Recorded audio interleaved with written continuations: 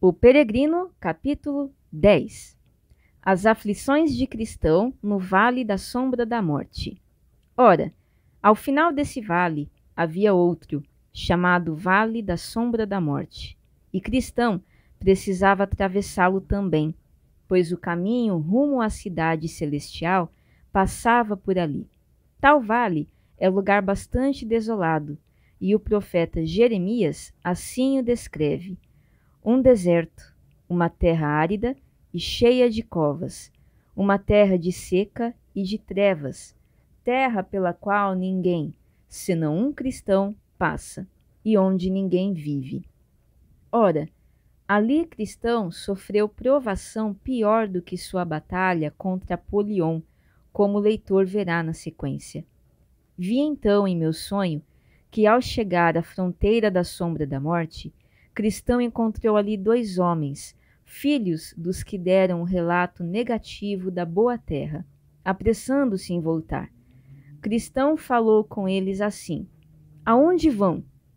Estamos voltando, e é bom que trate de fazer o mesmo, se é que você preza a vida ou a paz. Por quê? Qual o problema? Problema? Seguíamos pelo mesmo caminho que você e fomos até onde nos permitiu nossa audácia. De fato, quase não pudemos voltar, pois se avançássemos um pouco mais, não estaríamos aqui para trazer-lhe essas notícias. Mas o que foi que encontraram? Bom, estávamos quase no vale da sombra da morte, mas por sorte, olhando adiante, vimos o perigo antes que tivéssemos de enfrentá-lo. Mas o que foi que viram? Você nem pode imaginar. O vale em si, que é escuro como breu. Também vimos ali os diabretes, sátiros e dragões do abismo. Percebemos que lá de dentro do vale vinha um ruído contínuo de uivos e berros, como de gente sob padecimento indizível, vivendo ali em aflições e cadeias.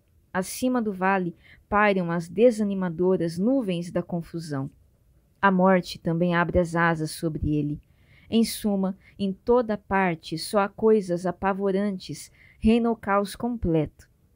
Mesmo com tudo isso que vocês me dizem, acho que é este meu caminho, rumo ao refúgio almejado. Seja então seu caminho, nós não escolheríamos. E se despediram. Cristão seguiu seu caminho, a espada ainda à mão, pois temia ser atacado. Vi então em meu sonho que até onde se estendia o vale, havia à direita um fosso muito profundo, aquele para o qual os cegos conduzem os cegos em todas as eras, todos eles perecendo miseravelmente. E eis que à esquerda havia um pântano extremamente perigoso, no qual mesmo, se o bom homem cair, não acha apoio para se pôr de pé. Nesse pântano, o próprio rei Davi caiu certa vez, e sem dúvida nenhuma teria ali se afogado, não houvesse sido resgatado pelo poderoso. Também o caminho era ali extremamente estreito, e o bom cristão, mais do que nunca, tinha de se ater a ele, pois quando nas trevas buscava evitar o fosso de um lado, quase mergulhava no lamaçal do outro, e enquanto procurava escapar do lamaçal, não tomasse grande cuidado, certamente cairia no fosso. Assim avançava, e ali ouvi que ele suspirava amargamente, pois além dos perigos mencionados acima, a trilha era tão escura que muitas vezes, quando erguia o pé para dar um passo, não sabia onde ou sobre o que pisaria. Mais ou menos pelo meio do vale, percebi abrir-se a própria boca do inferno, enquanto as margens do caminho permaneciam igualmente acidentadas. Pensou consigo Cristão: que hei de fazer? E as chamas e os fumos brotavam do abismo em abundância, incessantemente com centelhas e sons horripilantes, coisas insensíveis à espada de Cristão, ao contrário de Apolion. Tanto que ele se viu forçado a embainhar a espada e refugiar-se noutra arma, chamada toda oração. Então clamou, e o clamor assim chegou aos meus ouvidos: ó Senhor, suplico-te, livra a minha alma. Assim, Caminhou longo trecho, embora as chamas se aproximassem dele cada vez mais. Também ouvia vozes aflitas e afãs de um lado e de outro, tanto que por vezes chegava a pensar que seria estraçalhado ou pisoteado como barro pelas ruas. Ele contemplou essa visão apavorante e ouviu esses sons terríveis durante quilômetros e quilômetros. A certa altura, pensando ouvir um grupo de demônios vindo em sua direção, parou e pôs-se a cogitar o que melhor havia a fazer. Às vezes, lhe cruzava a mente a sombra da ideia de voltar. Depois pensava que já deveria estar a meio caminho do final do vale. Lembrava também que já havia vencido muitos perigos e que o risco de voltar talvez fosse muito maior que o de avançar. Portanto, determinou-se a prosseguir. Todavia, os demônios pareciam se aproximar cada vez mais. Porém, quando já estavam quase sobre ele, clamou com voz muitíssimo intensa: Andarei na força do Senhor Deus. E eles recuaram, não se aproximando mais. Um detalhe não quero esquecer. Reparei que agora Cristão se achava tão confuso que já não conhecia a própria voz. E foi assim que o percebi. Justamente quando chegava diante da boca do abismo ardente, um dos malignos postou-se atrás dele e de modo sutil se aproximou, sugerindo-lhe aos sussurros muitas blasfêmias repulsivas que ele de fato julgou terem nascido de seus próprios pensamentos. Isso perturbou o cristão mais do que tudo que enfrentara até ali, chegando mesmo a pensar que deveria blasfemar contra aquele que tanto amara antes. Se pudesse, porém, evitá-lo, não o faria, mas não teve discernimento para tapar os ouvidos nem para compreender de onde vinham essas blasfêmias. Depois de viajar por tempo considerável, nessa situação desalentadora, julgou ouvir a voz de um homem que à frente dele dizia: Embora ande pelo vale da sombra da morte, não temerei mal nenhum, pois tu estás comigo. Então animou-se por 3 motivos. Primeiro, porque deduziu disso que alguns que temiam a Deus estavam também nesse vale como ele. Segundo, porque sentia que Deus estava com eles, mesmo naquela situação sombria e lúgubre. E por que não há de estar comigo, pensou ele, embora eu não perceba em virtude dos obstáculos que caracterizam esse lugar? Terceiro, porque esperava, se viesse a alcançá-los, ter companhia em breve. Por isso prosseguiu e chamou o que estava à sua frente, mas este não sabia o que responder, pois também se julgava só ali. E assim que raiou o dia, disse Cristão: Ele torna a sombra da morte em manhã. Chegando a manhã, olhou para trás, não desejoso de voltar mais para ver a luz do dia, que perigos enfrentara sobre trevas.